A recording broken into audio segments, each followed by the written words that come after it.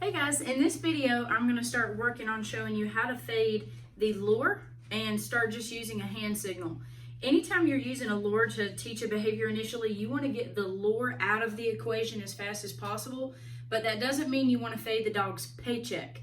So they're just going to have to do the work before they get the paycheck now.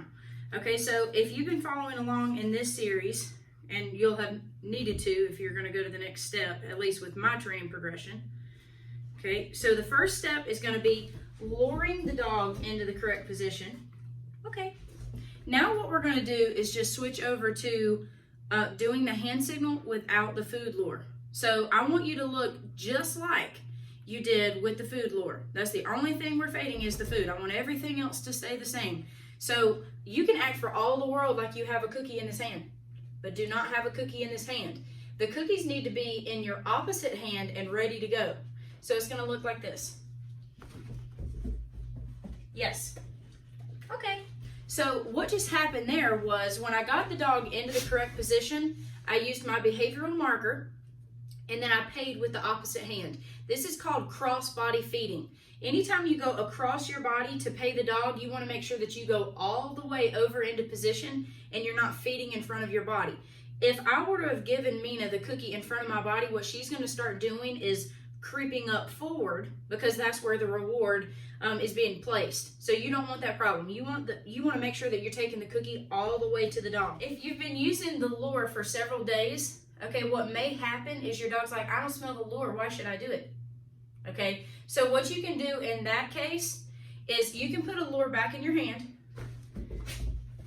and then still pay with the opposite hand. Just get them used to, okay, seeing that you're not going to get necessarily what's in that hand. And the next time you do it, yes, okay, it won't be that big of a change for them. Okay, not only are they not getting the cookie out of that hand and they're getting it with the other hand, they're only seeing one little change in that equation at a time. Once you've changed just that tiny little piece where they're no longer getting reinforcement, once you're to that point where they're no longer getting reinforcement from the signaling hand, what you have to do at this point is start fading how much of this prompt, how much of that J shape, how much of that fish hook shape you're having to give.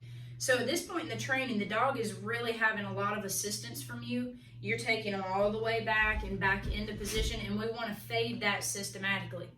So what you're going to do, again, once they're used to the new routine where they're not getting food in this hand, they're getting cross-body paychecks. Once they're used to that, you're going to start systematically stopping a little bit earlier in the J shape. Okay, so right now, we're doing the entire J shape or the fish hook. What you may start with, when we're starting to fade all of that movement here, is go down the long part of the J and pause for a second. See if the dog will complete the movement and come into heel position. Okay, if they won't, then don't stop that soon. You know, do the long part of the J and maybe start the turn. But start fading out how much of that assistance you're giving your dogs. But you want to do it systematically, okay? If you just do like this and stand there, your dog's gonna be like, I don't know what you're saying. Okay, so just little pieces at a time. So I'm gonna show you what that might look like. Okay, and I'm gonna do it from a few angles. Hopefully that'll help. Okay, so I'm preloading my reward hand. Oh, did I drop one? Okay. So I'm gonna stop I'm gonna do the long side of the J, and then I'm not gonna do any of the round portion of the J with Mina. Ready? Yes. Good job. Okay. Nice. Okay, so she did that very well. Now she's had a lot of training with this, okay, but we haven't done this in a long time. So this is still a little bit fresh for her. Okay, so we're gonna do it again. Yes, good job. Okay. So you can see in that repetition, because I've been going through this video series with you and I've been luring more than I usually do, she actually looked back to the signaling hand that time to see if there was food in it. But because I always pay right here, or at least where we are in this point in the training, I'm always paying right here. She knew I should get in this position, and that's where the paycheck's gonna come. So she still followed through with that. So I'm gonna do it from a different angle this time. Okay, ready? Okay. Yes, good job. Okay. All right, now one little tidbit here. Boaz has a different hand signal for heeling than Mina does. Because of the competitions that I do with Mina, we heel like this. My arm is out to the side. She stays in here, head up.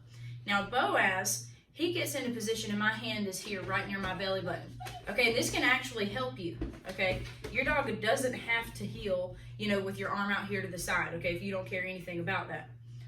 I think it's actually going to be easier if you do it with the hand signal that I use for Boaz, and I'm going to tell you why. So when I take my hand out and back, and then it comes back to my body, he can actually learn to follow that back. Okay, so I'm going to show you again. Okay.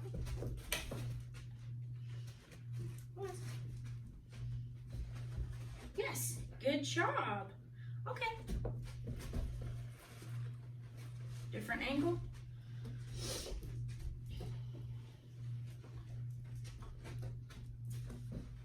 Yes. So you see how he's following this back into position? So that might actually help you. If you want to do your signal like that, that's fine. You don't have to have it the way Mina does. Was around? So it would look like this in the end. You would have your hand on your stomach. Heel. Yes, good ball. Okay, so to wrap this video up, you've already gone through luring the dog into position. They should absolutely and unequivocally understand that when you move your body this way, they know how to move theirs.